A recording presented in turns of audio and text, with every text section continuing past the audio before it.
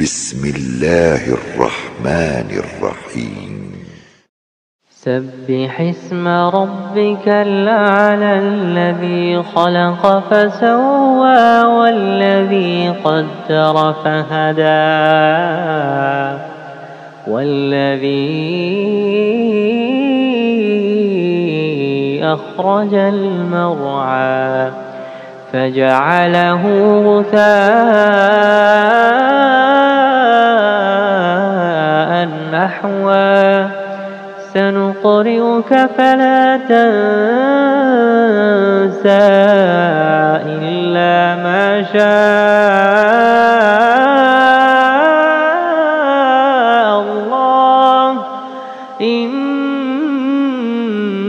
إنه يعلم الجهر وما يخفى ونيسرك لليسرى فذكر إن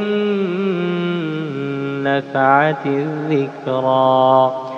سيذكر من يخشى ويتجنبها الأشقى الذي يصلى النار الكبرى ثم لا يموت فيها ولا يحيا قد أفلح من تزكى وذكر اسم ربه فصلى بل تؤثرون الحياة الدنيا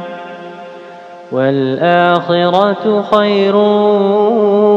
وأبقى إن هذا لفي الصحف الأولى